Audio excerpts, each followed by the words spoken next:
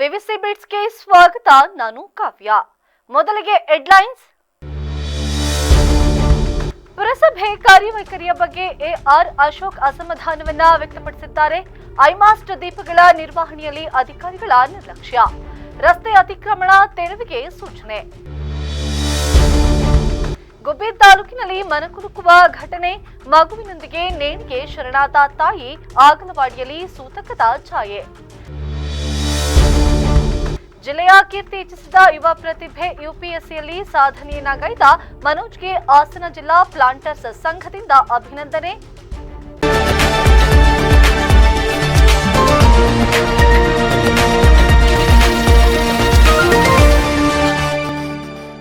ಪಟ್ಟಣದ ಪುರಸಭೆಯ ಕಾರ್ಯವೈಖರಿ, ಮೂಲಸೌಕರ್ಯಗಳ ನಿರ್ವಹಣೆ ಹಾಗೂ ರಸ್ತೆಯ ಅತಿಕ್ರಮಣದ ಸಮಸ್ಯೆಗಳ ಬಗ್ಗೆ ಪುರಸಭೆಯ ಮಾಜಿ ಅಧ್ಯಕ್ಷ ಹಾಗೂ ಹಾಲಿ ಸದಸ್ಯ ಎಆರ್ ಅಶೋಕ್ ತೀವ್ರ ಅಸಮಾಧಾನವನ್ನ ವ್ಯಕ್ತಪಡಿಸಿದ್ದಾರೆ. ಪಟ್ಟಣದ ಸಂತೆ ಮೈದಾನ ಹಾಗೂ ಶ್ರೀ ಚನ್ನಕೇಶವ ಸ್ವಾಮಿ ದೇವಸ್ಥಾನದ ಹಿಂಭಾಗದಲ್ಲಿ ಕತ್ತಲೆ ನಿರ್ವಹಣೆಗೆ ತಮ್ಮ ಅಧ್ಯಕ್ಷತ್ವದ ಅವಧಿಯಲ್ಲಿ ಪುರಸಭೆ ನಿಧಿಯಿಂದ ಐಮಾಸ್ಟ್ ಲೈಟ್ ಅನ್ನ ಅಳವಡಿಸಲಾಗಿದ್ದರೂ ಅವುಗಳನ್ನ ಸರಿಯಾಗಿ ನಿರ್ವಹಣೆಯನ್ನ ಮಾಡಲಾಗುತ್ತಿಲ್ಲ ಎಂದು ಅವರು ಆರೋಪಿಸಿದರು. 3 ವಾರಗಳ ಹಿಂದೆ ಅಳವಡಿಸಿದ್ದ ಐಮಾಸ್ಟ್ ಲೈಟ್ ಇನ್ನೂ ಕೂಡ ಸರಿಯಾಗಿ ಕಾರ್ಯವನ್ನ ನಿರ್ವಹಿಸದೇ ಇರುವುದರಿಂದ ಸಂತೆ ಪ್ರದೇಶದಲ್ಲಿ ರಾತ್ರಿಯ ವೇಳೆ ವ್ಯಾಪಾರವನ್ನ ನಡೆಸುವವರಿಗೆ ಹಾಗೂ ಸಾರ್ವಜನಿಕರಿಗೆ ತೊಂದರೆ ಉಂಟಾಗಿದೆ ಎಂದು ಅವರು ಹೇಳಿದರು. ರಾತ್ರಿ 10 ಗಂಟೆಯವರೆಗೆ ನಡೆಯುವ ಸಂತೆಯಲ್ಲಿ ಬೆಳಕಿನ ಕೊರತೆ ಕಂಡುಬರುತ್ತಿರುವುದು ದುರಂತಕರ ಎಂದು ಅವರು ಆಕ್ರೋಶವನ್ನ ವ್ಯಕ್ತಪಡಿಸಿದರು. ಪುರಸಭೆ ನಿಧಿಯಿಂದ ಜನರ ಅನುಕೂಲಕ್ಕಾಗಿ ಕಾಮಗಾರಿಗಳನ್ನ ಮಾಡಲಾಗುತ್ತದೆ, ಆದರೆ ಅದಕ್ಕೆ ಸರಿಯಾದ ನಿರ್ವಹಣೆಯನ್ನ ಮಾಡುವ ಜವಾಬ್ದಾರಿ ಅಧಿಕಾರಿಗಳ ಮೇಲಿದೆ. ಪಟ್ಟಣದ ಹಲವು ವಾರ್ಡ್ಗಳಲ್ಲಿ ಲೈಟ್ ವ್ಯವಸ್ಥೆ ಇದ್ದರೂ ನಿರ್ವಹಣೆಯ ಕೊರತೆಯಿಂದ ಅನೇಕ ಕಡೆ ಲೈಟ್ಗಳು ಆಫ್ ಆಗಿ ಕತ್ತಲೆ ಆವರಿಸುವುದು ಕಂಡುಬರುತ್ತಿದೆ. ಅಧಿಕಾರಿಗಳ ವಾರ್ಡ್ಗಳಿಗೆ ಭೇಟಿ ನೀಡಿ ಲೈಟ್ಗಳ ದುರಸ್ತಿ ಹಾಗೂ ನಿರ್ವಹಣೆಗೆ ಕ್ರಮವನ್ನ ಕೈಗೊಳ್ಳಬೇಕು ಎಂದು ಅವರು ಒತ್ತಾಯಿಸಿದರು. ಇದರ ಜೊತೆಗೆ ಪಟ್ಟಣದಲ್ಲಿ ಸ್ವಚ್ಛತಾ ಕಾರ್ಯಗಳ ಬಗ್ಗೆ ಕೂಡ ಅವರು ಅಸಮಾಧಾನವನ್ನ ವ್ಯಕ್ತಪಡಿಸಿದರು. ಪುರಸಭೆ ಸ್ವಚ್ಛತಾ ಸಿಬ್ಬಂದಿ ಬೆಳಗ್ಗೆ ಮುಂಜಾನೆಯ ಕೆಲಸವನ್ನ ಪ್ರಾರಂಭಿಸಿ ಶ್ರಮಿಸುತ್ತಿದ್ದರೂ ಅವರಿಗೆ ಸರಿಯಾದ ಮೇಲ್ವಿಚಾರಣೆ ಇಲ್ಲದ ಕಾರಣ ಕೆಲಸವನ್ನ ಸಮರ್ಪಕವಾಗಿ ನಡೆಸುತ್ತಿಲ್ಲ. ಕೆಲವು ಕಡೆ ಕಸವನ್ನ ಗುಡ್ಡೆ ಮಾಡಿ ಬಿಟ್ಟು ಹೋಗುತ್ತಿರುವುದು ಕಂಡುಬರುತ್ತಿದ್ದು, ಇದರಿಂದ ಪಟ್ಟಣದ ಸ್ವಚ್ಛತೆಗೆ ಧಕ್ಕೆಯಾಗುತ್ತಿದೆ. ಸ್ವಚ್ಛತಾ ಕಾರ್ಯಗಳಿಗೆ ಸೂಕ್ತ ಮೇಲ್ವಿಚಾರಣೆಯನ್ನ ನೀಡಿದರೆ ಉತ್ತಮ ಫಲಿತಾಂಶ ದೊರೆಯಬಹುದು ಎಂದು ಅಭಿಪ್ರಾಯವನ್ನ ಪಟ್ಟರು. ಕೆಲವು ಬೀದಿ ಬದಿ ವ್ಯಾಪಾರಿಗಳು ತಮ್ಮ ಅಂಗಡಿಗಳನ್ನ ರಸ್ತೆಯ ಮಧ್ಯಭಾಗದವರೆಗೆ ವಿಸ್ತರಿಸಿ ನಿಲ್ಲಿಸುತ್ತಿರುವುದು ಸಂಚಾರಕ್ಕೆ ತೊಂದರೆಯುಂಟಾಗುತ್ತಿದೆ. ಅಂಗಡಿಗಳ ಹಿಂದೆ ಸಾಕಷ್ಟು ಜಾಗ ಇದ್ದರೂ ರಸ್ತೆಯ ಕಡೆಗೆ ಬಂದು ವ್ಯಾಪಾರವನ್ನ ನಡೆಸುತ್ತಿರುವುದು ಸರಿಯಲ್ಲ. ಮುಂದಿನ ದಿನಗಳಲ್ಲಿ ಪಟ್ಟಣದಲ್ಲಿ ಜಾತ್ರಾ ಮಹೋತ್ಸವ ನಡೆಯಲಿರುವ ಹಿನ್ನೆಲೆಯಲ್ಲಿ ಸಂಚಾರ ದಟ್ಟಣೆ ಹೆಚ್ಚಾಗುವ ಸಾಧ್ಯತೆ ಇದ್ದು, ರಸ್ತೆ ಅತಿಕ್ರಮಣವನ್ನ ತಕ್ಷಣವೇ ತೆರವುಗೊಳಿಸಬೇಕು ಎಂದು ಪುರಸಭೆ ಅಧಿಕಾರಿಗಳಿಗೆ ಸೂಚನೆಯನ್ನ ನೀಡಿದರಲ್ಲದೆ ರಸ್ತೆ ಬದಿಯಲ್ಲಿ ಅನಧಿಕೃತವಾಗಿ ಆಗಿರುವ ಅಂಗಡಿಗಳನ್ನ ಹಿಂದಕ್ಕೆ ಸರಿಸಲು ಕ್ರಮವನ್ನ ಕೈಗೊಳ್ಳಬೇಕು ಹಾಗೂ ಸಂಚಾರಕ್ಕೆ ಅಡಚಣೆ ಆಗದಂತೆ ನೋಡಿಕೊಳ್ಳಬೇಕು ಎಂದರು.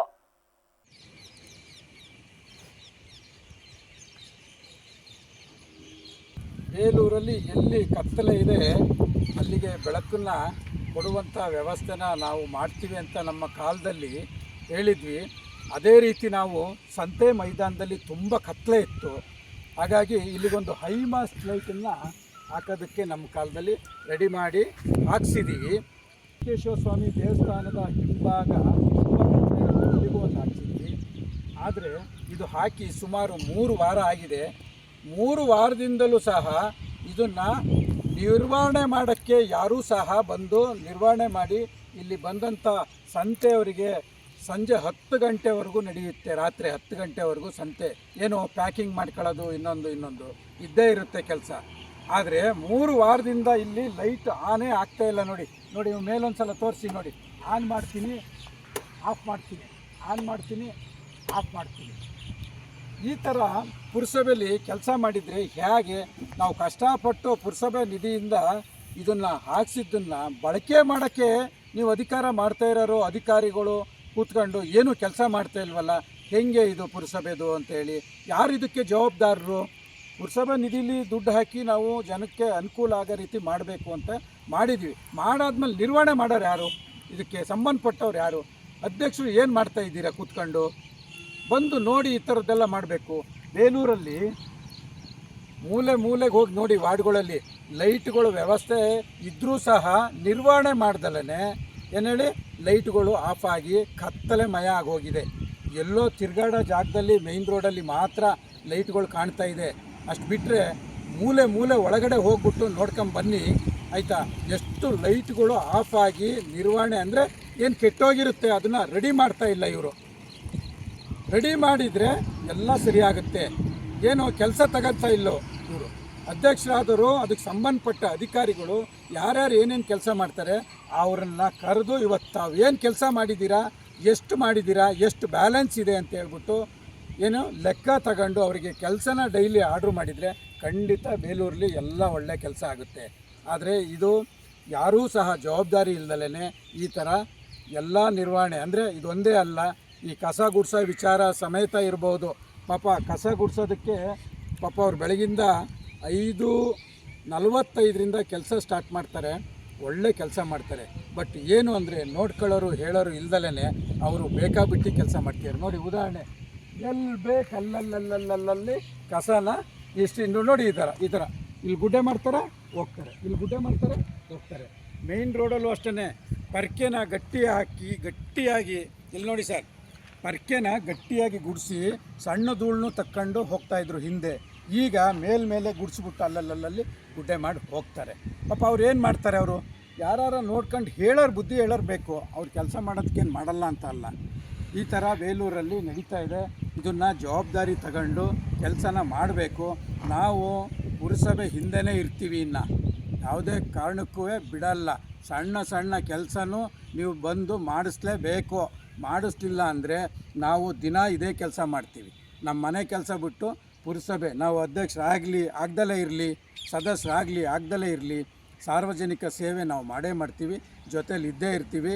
ಯಾರು ಎಲ್ಲಿ ಏನು ಅನ್ಯಾಯ ಮೋಸ ಮಾಡ್ತಾಯಿದ್ದಾರೆ ಅದ್ರ ಹಿಂದೆ ನಾನು ಬಂದೇ ಬರ್ತೀನಿ, ನೋಡ್ತಾ ಇರ್ತೀನಿ, ಆಪಾದನೆ ಮಾಡೇ ಮಾಡ್ತೀನಿ ಅಂತ ಈ ಒಂದು ಸಂದರ್ಭದಲ್ಲಿ ಪುರಸಭೆ ಆಡಳಿತ ಮಾಡ್ತಾ ಇರೋರಿಗೂ ಮತ್ತು ಅಧಿಕಾರಿ ವರ್ಗದವ್ರಿಗೂ, ಸಣ್ಣ ಪುಟ್ಟ ಅಧಿಕಾರಿಗಳ ಥರ ಆಡ್ತಾ ಇದ್ದೀರಲ್ಲ ಪುರಸಭೆ ಒಳಗಡೆ, ಅವ್ರಿಗೂ ಸಹ ನಾನು ಇದೊಂದು ವಾರ್ನಿಂಗ್ ಅಂತೇಳಿ ಕೊಡ್ತಾ ಇದ್ದೀನಿ.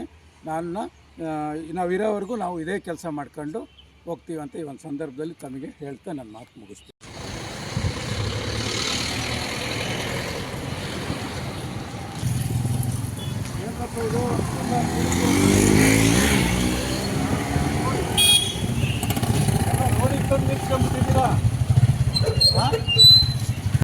ತಾಯಿ ಮತ್ತು 2 ವರ್ಷದ ಹಸುಗೂಸು ಅನುಮಾನಾಸ್ಪದವಾಗಿ ನೇಣಿಗೆ ಶರಣಾಗಿರುವ ಹೃದಯ ವಿದ್ರಾವಕ ಘಟನೆ ತುಮಕೂರು ಜಿಲ್ಲೆಯ ಗುಬ್ಬಿ ತಾಲೂಕಿನ ಆಗಲವಾಡಿ ಗ್ರಾಮದಲ್ಲಿ ನಡೆದಿರುವ ಘಟನೆ ತಡವಾಗಿ ಬೆಳಕಿಗೆ ಬಂದಿದೆ. ಆಗಲವಾಡಿ ಗ್ರಾಮದ ನಿವಾಸಿ ಯತೀಶ್ ಎಂಬುವರ ಪತ್ನಿ ಗಂಗಾಮಣಿ 30 ವರ್ಷ ಹಾಗೂ ಅವರ 2 ವರ್ಷದ ಪುತ್ರಿ ಪ್ರೇಕ್ಷಾ ಮೃತಪಟ್ಟ ದುರ್ದೈವಿಗಳು.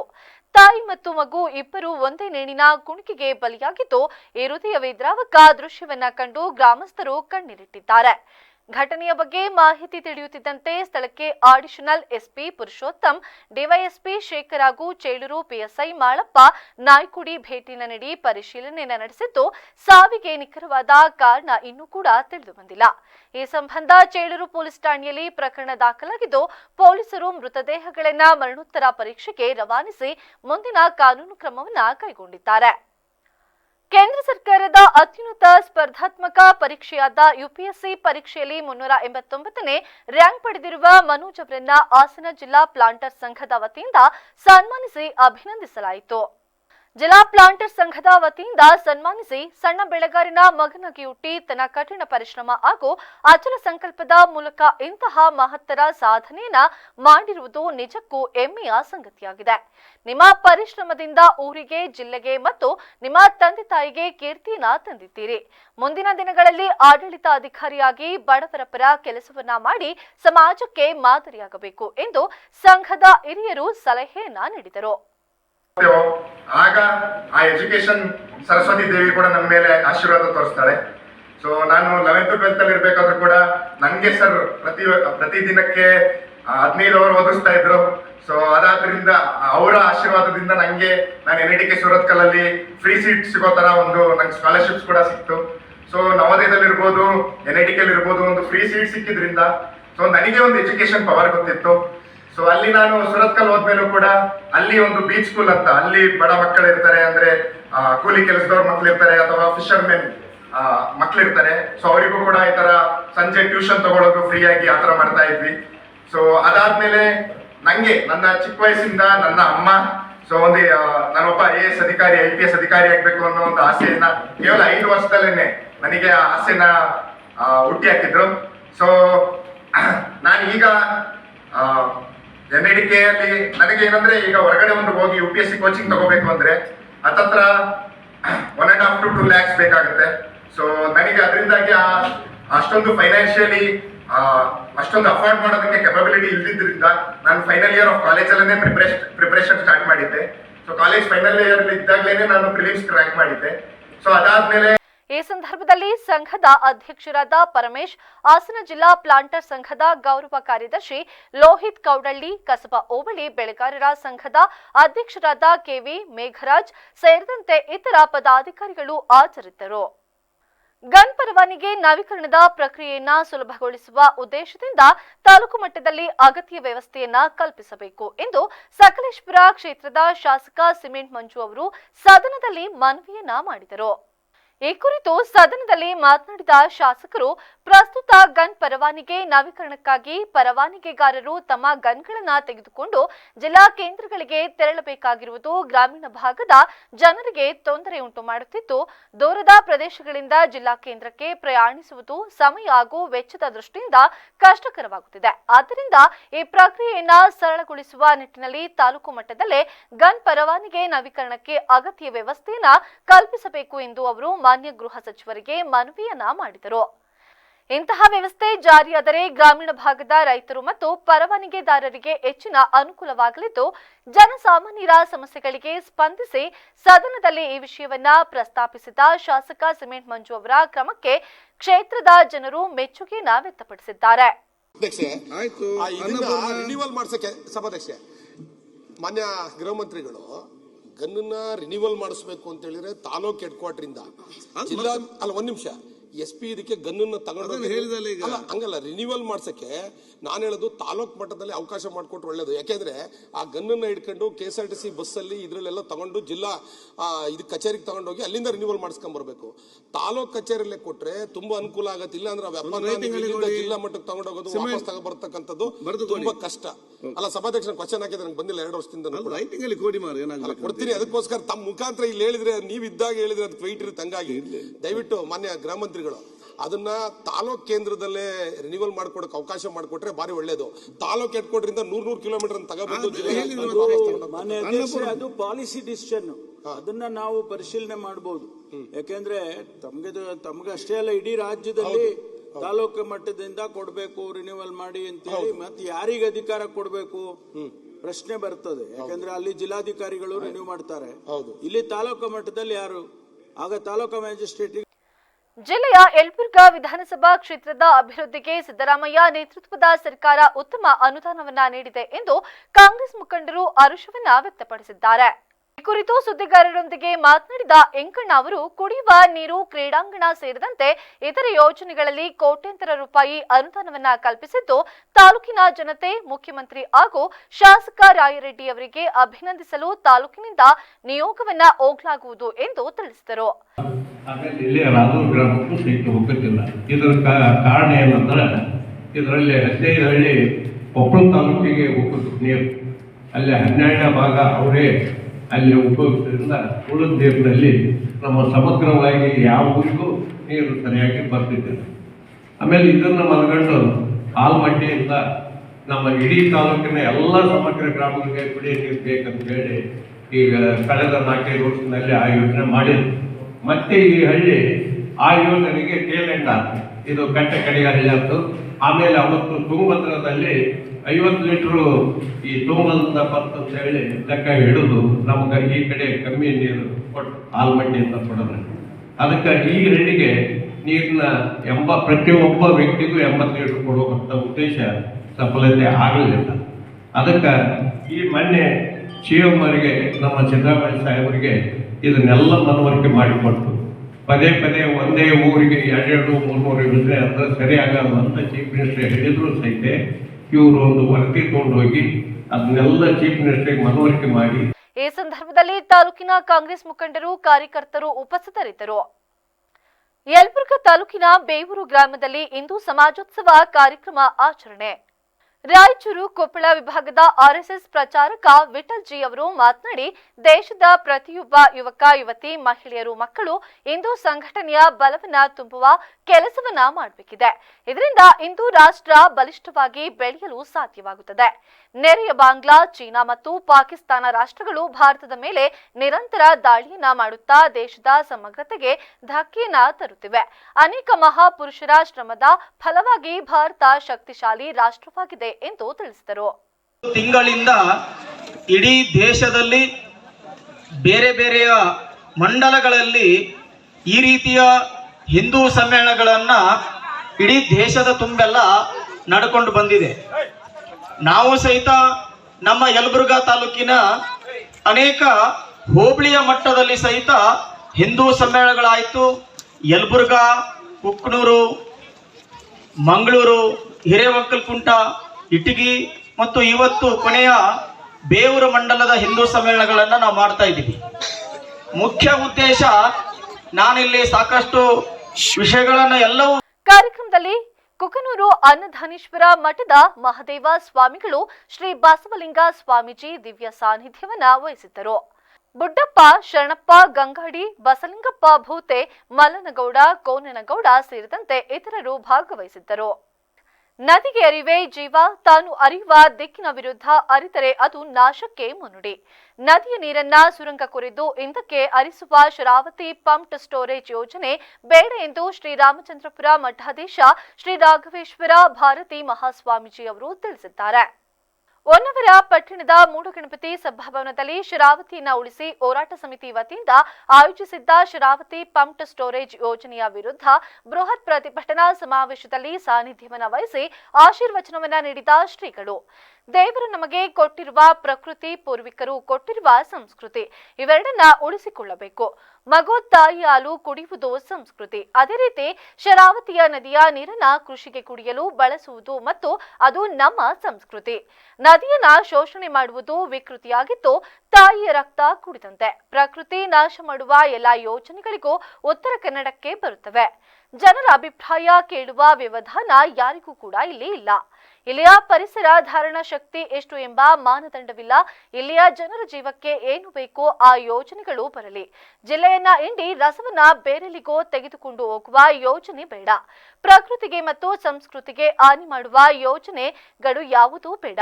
ಯಾವುದೇ ಯೋಜನೆಗೆ ರಾಮಚಂದ್ರಪುರ ಮಠದ ವಿರೋಧವಿದೆ ಎಂದು ತಿಳಿಸಿದರಲ್ಲದೆ ಯೋಜನೆಯನ್ನ ನಿಲ್ಲಿಸಲು ಎಲ್ಲರೂ ಕೂಡ ಒಂದಾಗಬೇಕು.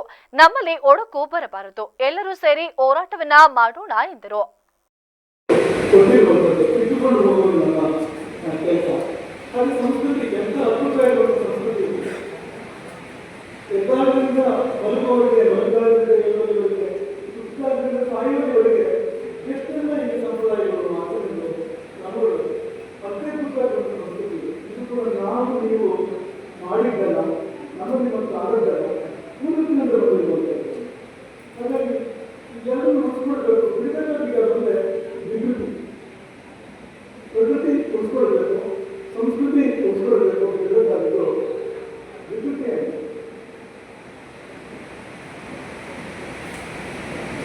ಜಾತಿ ವಿಕೃತಿ ಬರ್ತದೆ ಅಂದರೆ ಸಂಸ್ಕೃತಿ ಉದಾಹರಣೆ ಕೊಡ್ತೇವೆ. ಜಿಲ್ಲಾ ಉಸ್ತುವಾರಿ ಸಚಿವ ಮಂಕಾಳ ವೈದ್ಯ ಮಾತನಾಡಿ, ಶರಾವತಿ ನದಿಯಿಂದ ಈ ಯೋಜನೆ ಜಾರಿಯಾದಲ್ಲಿ ಭಟ್ಕಳ, ಹೊನ್ನಾವರ, ಕುಮಟಾ ತಾಲೂಕಿನ ಜನರಿಗೆ ಕುಡಿಯುವ ನೀರಿನ ಸಮಸ್ಯೆ, ಮೀನುಗಾರರು, ಕೃಷಿಕಾರರಿಗೆ ತೊಂದರೆಯಾಗಲಿದೆ.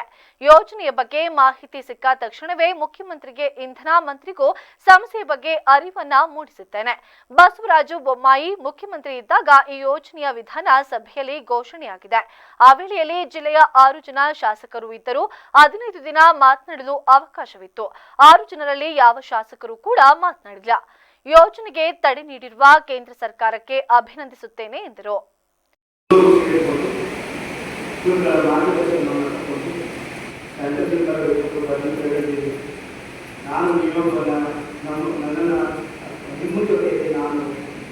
ರಾಜ್ಯ ಸರ್ಕಾರವನ್ನು ಒತ್ತಾಯ ಮಾಡಬೇಕು ಅಥವಾ ಏನು ಯಾವ ರೀತಿ ಹೋಗಬೇಕು ಅನ್ನೋದು ನಿಮ್ಮ ಮಾರ್ಗದರ್ಶನದಲ್ಲಿ ಹೋಗಿ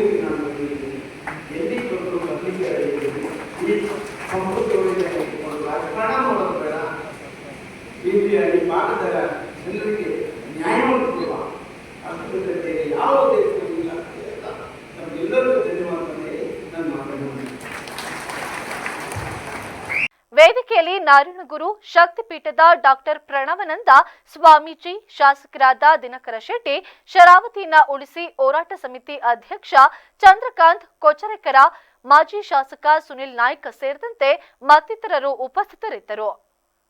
ಮತ್ತೊಮ್ಮೆ ಹೆಡ್ಲೈನ್ಸ್.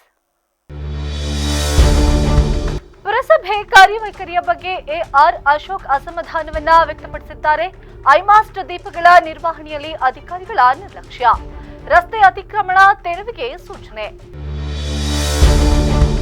ಗುಬ್ಬಿ ತಾಲೂಕಿನಲ್ಲಿ ಮನಕುಲುಕುವ ಘಟನೆ, ಮಗುವಿನೊಂದಿಗೆ ನೇಣಿಗೆ ಶರಣಾದ ತಾಯಿ, ಆಗಲವಾಡಿಯಲ್ಲಿ ಸೂತಕದ ಛಾಯೆ. ಜಿಲ್ಲೆಯ ಕೀರ್ತಿ ಹೆಚ್ಚಿಸಿದ ಯುವ ಪ್ರತಿಭೆ, ಯುಪಿಎಸ್ಸಿಯಲ್ಲಿ ಸಾಧನೆಯನ್ನಗೈದ ಮನೋಜ್ಗೆ ಹಾಸನ ಜಿಲ್ಲಾ ಪ್ಲಾಂಟರ್ಸ್ ಸಂಘದಿಂದ ಅಭಿನಂದನೆ. ನೀವು ನೋಡ್ತಾ ಇದ್ದೀರಾ, ಇದೇ ಇವತ್ತಿನ ವಿಶೇಷ ಸುದ್ದಿ. ಪ್ರತಿಕ್ಷಣ ನಿಮ್ಮೊಂದಿಗೆ ವಿವಿಸಿ ನ್ಯೂಸ್, ಸತ್ಯದ ಕಡೆ ನಮ್ಮ ನಡೆ.